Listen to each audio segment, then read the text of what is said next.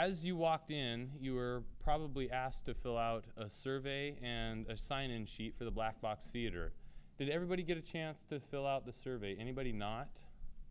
Matt can bring you a survey to fill out. It's just the front side. It's not the audit alcohol screening on the back side. It's the side that has the map. Please fill that out and we'll collect it.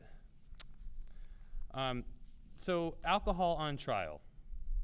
Alcohol is a part of our culture. It helps us to celebrate and to socialize, and it enhances our religious ceremonies even. But drinking too much, especially on a single occasion or over time, can have serious consequences for our health. Most Americans recognize that drinking too much can lead to accidents and dependence. But that's only part of the story.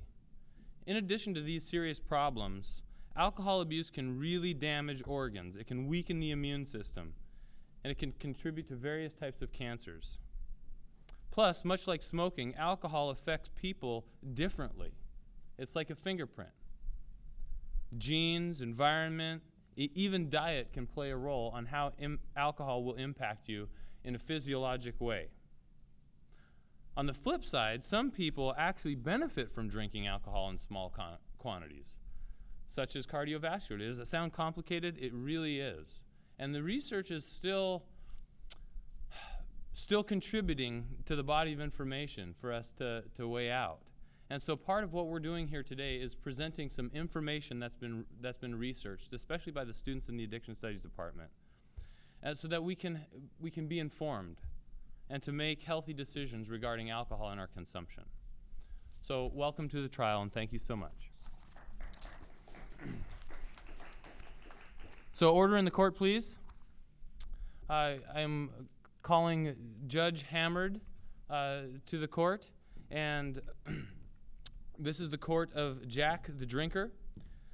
He has been charged with assault 1, which is a felony level of harm, due to his continued use of alcohol despite harmful consequences to his body, his most important relationships, and his career. Thank you. Please be seated.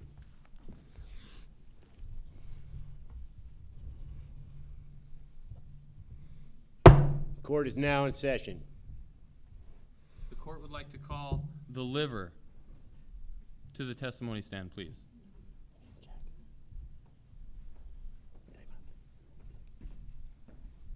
And Jack as well.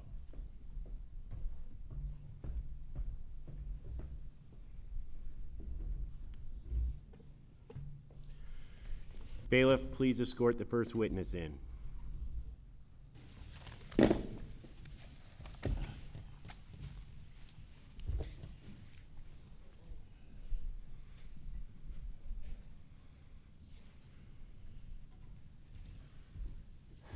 The pancreas will be our first witness today. Thank you. Hello, I am the pancreas, and Jack, because of your long-term drinking, I can't do my job correctly. I do two things. I control the enzymes and control insulin. The pancreas, because of your drinking, it's been dumping acid, and the tissues in the stomach are eaten away. Also, those of the small intestine.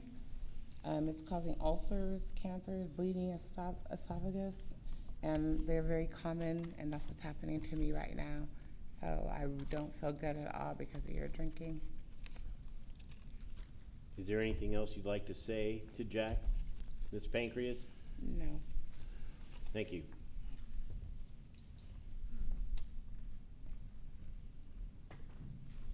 Next witness, please. One of the most important organs of the body that's impacted by alcohol is the stomach, the gastrointestinal tract. And in Jack's case, his has been markedly destroyed. The next witness is the GI tract or the stomach. And what a lovely outfit.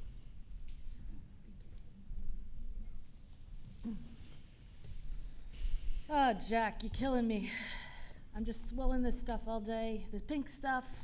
I got the antacids. I'm in so much pain. Look at me. Look at me. I got an ulcer. This is my cancer. Ugh, you're making my gut leak. You're destroying the intestines. Look what you're doing to me.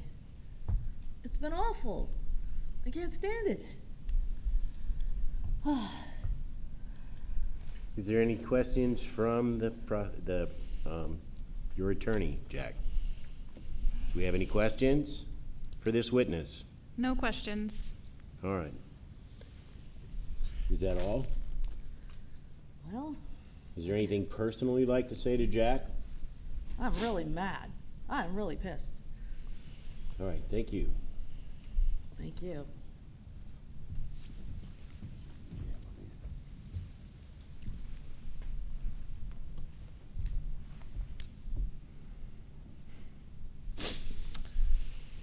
The third witness that we would like to call to the stand in the trial of Jack the Drinker is his brain and his central nervous system. The brain is immediately impacted by alcohol that seeps through the barrier into the intricated neurotransmitters in the systems. Confusion, elation, depression, numbness, all sorts of symptoms can occur from this, especially when a depressant hits the system, such as alcohol. It might seem novel and entertaining at first when people start to use, but over years and years, the neurotransmitters in the brain begin to change and they adapt. And so Jack's brain has something to say about this, and we would like to call this organ to the witness stand, please. Here come the judge, here come the judge. Better get ready, cause here come the... I know you. You owe me money. Hi there. Why am I here? Testify against Jack, please, and the damage he's Jack, what's happening, buddy? Remember that last party? Them twins? Too bad your wife found out. Oh, sorry. I'm supposed to say that. Jack, I can't remember anything. You know, I can't. How do you feel today? I feel pretty good. Jack took a drink a little bit a while ago. He still ain't stopped. Ain't nothing I can do, Jack. You know? Wasted away in my margarita. Bailiff, would you please escort Mr. Brain back to the stand? Baby, you ain't gotta be so rough. This is your brain. Florida used to be warmer. Mr. Brain, The girls is there got ugly. anything, Mr. Brain, is there anything you'd like to do other than drink now? Yeah, I know there's something. I forget though. Because every time I start to have a good time, I need another drink. So thanks, Jack. Nice strategy, man. What else would you like to say to Jack today?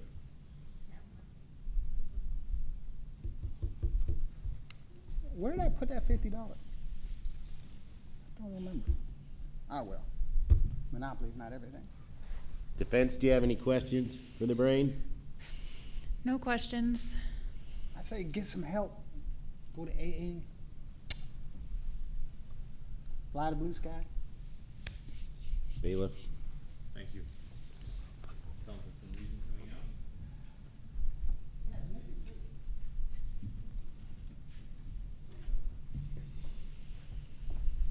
Next witness, please.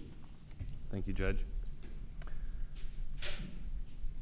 The fourth witness of Jack's body that's been impacted by his drinking, his heavy drinking. Hard to believe that something could be more impacted than his brain, apparently, but is his cardiovascular system, his heart. Drinking too much alcohol can raise the levels of some fats in the blood called your triglycerides. It can also lead to high blood pressure, heart failure, and an increased calorie intake. And in fact, one of the handouts as you were coming into the court was a sheet that provided caloric information regarding alcohol consumption. Consuming too many calories can lead to obesity and a higher risk of developing diabetes. Excessive drinking and binge drinking can even lead to stroke. Other serious problems include fetal alcohol syndrome, cardiomyopathy, cardiac arrhythmia, and sudden cardiac death. Jack's cardiovascular system has been impacted, and this is next witness. Would the cardiovascular system please come to the witness stand? I got pain in my chest. I am your heart. This is what your drinking has done to me. I have heart disease. It's an enlargement of the heart, the stretching of the muscles, and irregular heartbeats. I have high blood pressure, shortness of breath, nausea, sweating, weakness, dizziness. And what I'd like to say to you is I've had 3 strokes. Please stop drinking, because the next one will be death. Ms. Cardiovascular, I have a few questions for you first. First, is there a way to reverse the actions of Jack for you to get stronger again? Yes, nutrition, exercise, eating properly, It doesn't sound like Jack exercises. What kind of exercises will help? walking, just regular stretching, breathing exercises. So just life in general without being on the couch drunk. Yes, please. Thank you. Objection. Come on here, have a little heart. He's just trying to make himself feel a little better, so what if you're just a little hurt and you have to work a little Overruled. harder? Order, please. Order.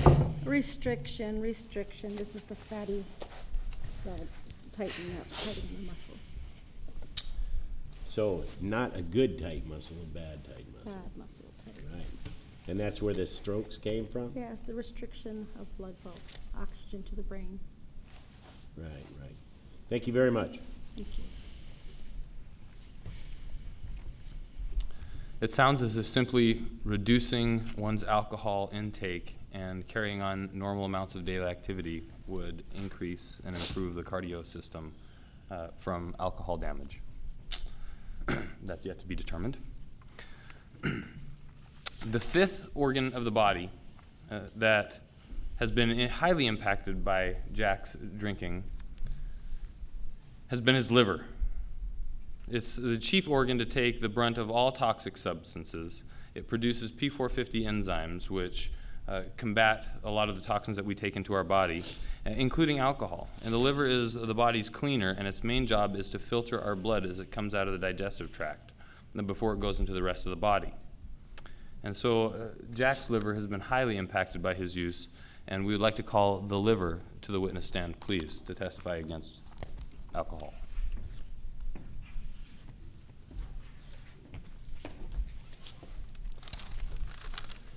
Jack, there's 4 stages of liver damage that you and I both talked about when you were a very young man.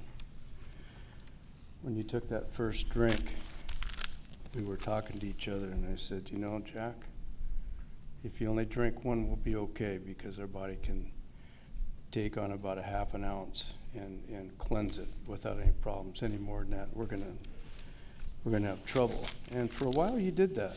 You maintained a beer here and there.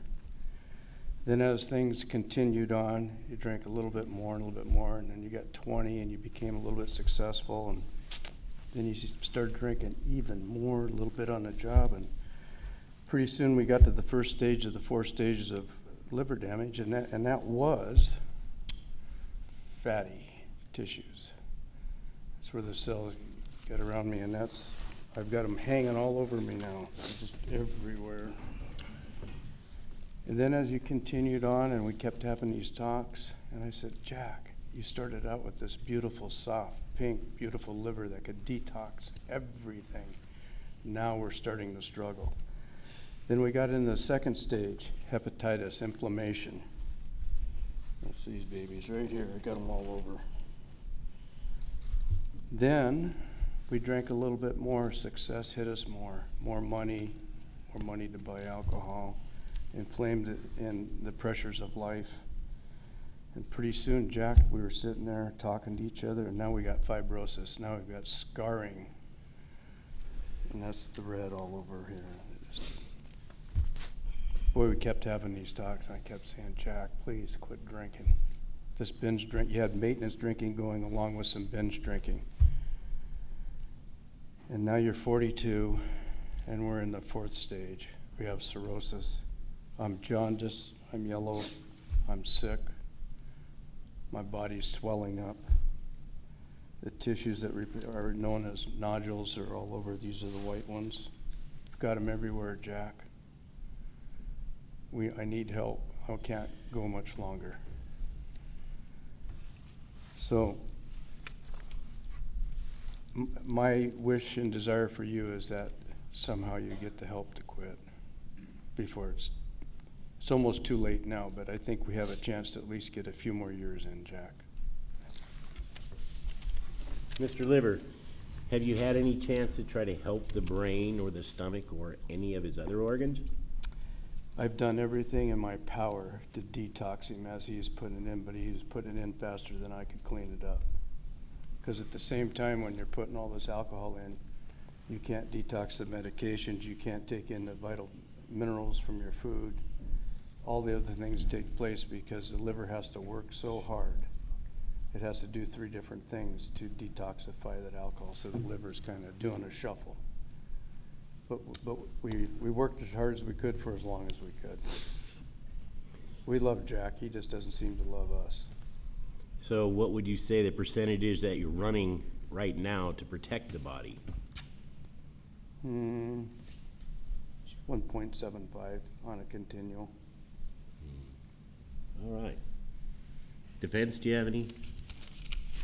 No questions. All right. Thank you, Mr. Liver. You're excused.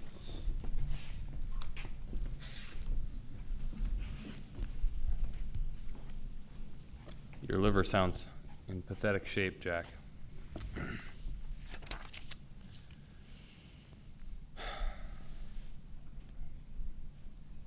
It sounds like it's been clear that Jack's body organs have been detrimentally impacted by his alcohol consumption. They come together to form his body, his whole system, the way he thinks and makes decisions, his ability to form relationships, his ability to take care of himself. One of the most significant inputs in his life comes from his family, specifically his children. Fortunately, one of your children has cared enough to show up today and speak out against alcohol and your consumption of it. Being raised by an active addict is a nightmare. If a kid gets to stay in the custody of a person who's largely affected by drugs, they suffer loss and chaos and sometimes abuse, certainly neglect. And by the time the child grows to adolescence, they can often be angry and confused. Seems to be the case with your daughter.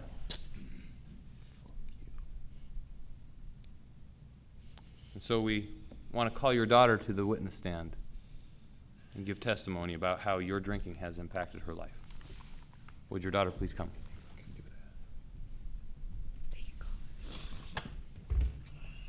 So, Jack, or should I call you Dad? Let's see. You forced my mother to run away because of your drinking and of your violence and abuse. And then one day, you just never came home. And I had to go live with my grandparents. Do you know how embarrassing it is to have to tell the other kids at school that I live with my grandparents and not my real parents? And then, how many times did I expect you to come home for Christmas? You didn't even need to bring me anything. You just needed to show up, and you wouldn't even show up. Do you know what it's like for a little girl not to see her daddy at Christmas? And now I think every time something happens, it's my fault. And my counselor even said that. The counselor that I have to see because of my probation officer said that basically all my problems are your fault. They're not my fault, they're yours. And no matter what I do, I always feel like I'm not good enough. Is there anything else you'd like to discuss with your dad? Would you like to talk to him about some of the things that he missed, the special events in your life that Oh. he promised to be at? Like when I graduated from 6th grade, or the Christmases, my birthdays. How many birthdays did you miss of mine? I know you didn't show up for Christmas because you were probably drunk with your friends. Yeah, you missed a lot. When he did show up for these events, was he under the influence? Yes, he was. And that's why Grandma and Grandpa finally said, I'm sure they just told him not even to bother to show up. But it's still very hurtful for a little girl to not have her daddy. How did your grandparents explain this to you? That he was a drunk, It's plain and simple with just that. plain and simple. Your dad's a drunk and can't take care of you, and that's why your mom left too. If there's any suggestions, what would you tell your dad to do? Sober up. Any other ones? That's it. Just sober up. So, is there any way you can get help that you see to get sober? No, that's not my problem. He's a big boy. He needs to figure that out. He just needs to sober up. Do you think your dad has an opportunity to salvage this relationship and others in his life? It's really challenging for me to trust him. But I suppose if he were to be sober for a while, I would try to mend our relationship. Because he is my dad. Even though I'm very disappointed and embarrassed by him, he's still my dad. Explain to your father what an amount of time would be. A year. I think a year. And then would you let him do stuff with you again? Would you be able to trust him? I don't think I could trust him, but I would let him back in my life if he could go a year without drinking. So your father doesn't live at your grandparents' house? No. Do No. do you know where your father lives? No. I don't know where he lives. Has he ever even said? No. So as far as you know, he is just He could be floating living around. he could be living in his car or at a homeless shelter or at Tent City for all I know. I don't know where he lives.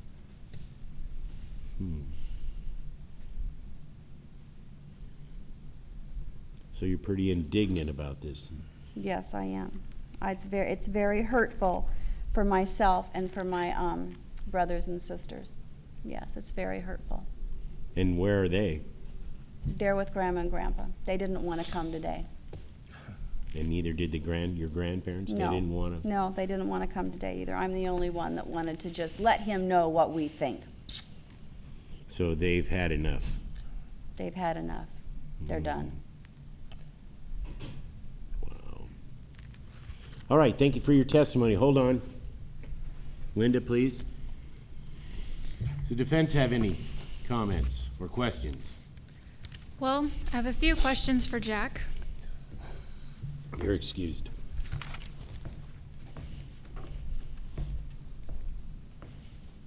After hearing everybody's testimony today and what they have to say, all of your organs, were you aware of the damage you're causing to all of them? No. You were not aware? No, not to that extent.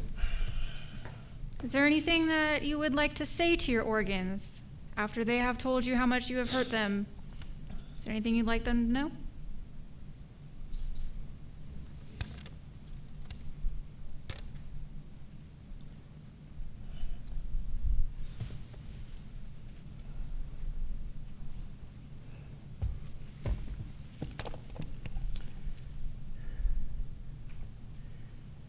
Jack, do you have any testimony? Yeah.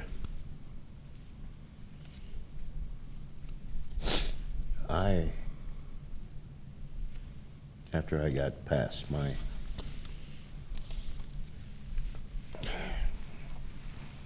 turmoil years of 20-ish, I partying and drinking and a lot. And I was determined I need to straighten myself out, so I joined the military. In the military, I thought that I'd found my niche.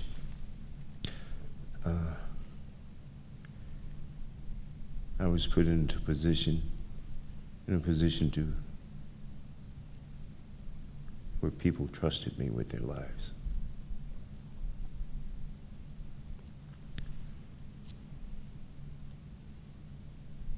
Do you think those same people would trust you today? I don't know. What I do know is that I did the best job that I could do under the circumstances. I gave the best that I could give.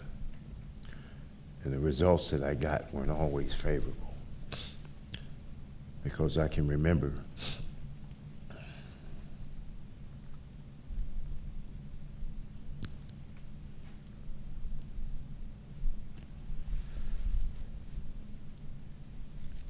What can you remember, Jack? Can you remember anything? I remember what it feels like to scrape bits and pieces of flesh and then wipe them away from your face.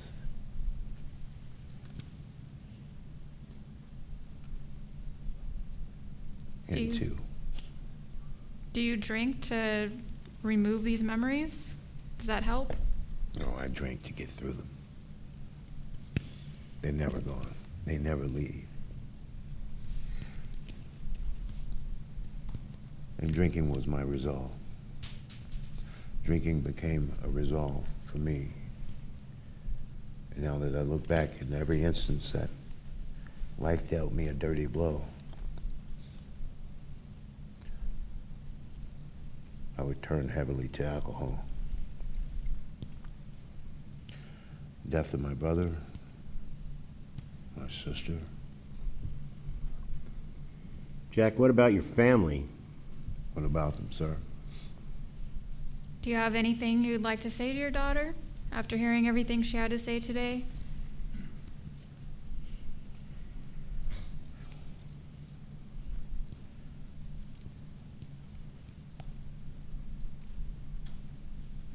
I don't know if I would.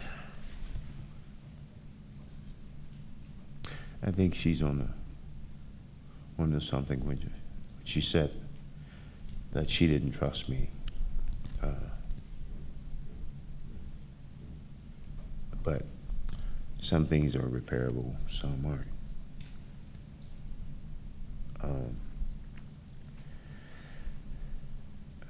I'd like to apologize to my family, to my daughter, to her grandparents, to her siblings.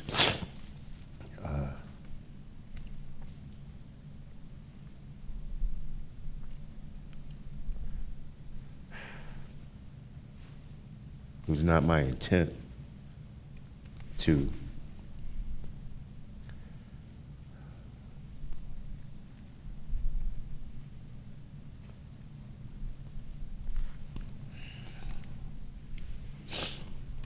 cause the harm that I've caused. But the damage is done. So, and we all came with an expiration date. Chef life. I've made some choices that I'm not necessarily proud of, but it's my life. So, Jack, obviously you have some irreversible damage here. What is your solution to get help? What do you consider doing? To be honest, I'm so far down this road, it doesn't even make sense sometimes to attempt to turn around. You don't feel love from any of your family? I feel love from any of my family. My daughter just gave you a vivid description of how she feels about me. How dare you ask me that question? So how do you deal with her not being daddy's little girl How do I anymore? deal with it? About not being daddy's little girl. I'll tell you how I deal with it. Hey, order! That's how I deal with it. Bailiff, please restrain this young man, please. Please, come. Fucking hand off me, man.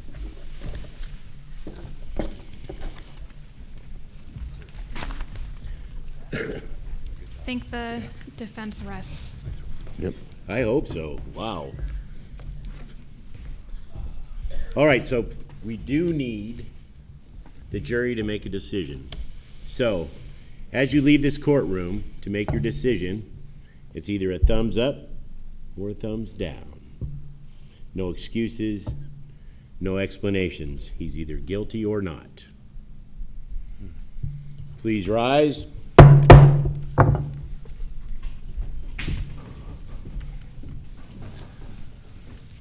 Thank you for coming to the trial today, and a quick review of the charges. As you make your verdict, it's important to review that there are so many ways that alcohol impacts the body, and especially over time. But one of the things that seems to happen from alcohol consumption is this idea of ambivalence, not only within the person who consumes, and the idea of, how do I deal with the stress of life? Do I have a choice? At some point for Jack, it seems the choice was taken away and he just began to default in his turning to alcohol. But there also seems to be a point where the desire to mend the relationship by his daughter and his family was also taken away. And to where there was this ambivalence she experienced of, I don't even know if I want this person back in my life, even if he were to change. To what degree would he need to change? How long would he need to be sober for me to consider even opening myself up and being available? And so not only is ambivalence experienced by the person who uses, I want to keep using, I don't, I need to, I can't, but also by the people who are impacted. The daughter. I no longer want dad in my life ever again. Should I even call him dad or just Jack? But wait a minute, he's my dad. I want him in my life. It'll just take some time. It's a tough choice. But we also saw a glimpse of hope, that redemption's possible, that some of these organs will get better and stronger over time, such as the heart, that sometimes the relationships can mend. So consider your verdict for alcohol, and maybe it's one verdict for alcohol and something a little different for Jack. Thank you for coming. And now our cast, if you would give them a hand, please come out, cast. All our organs.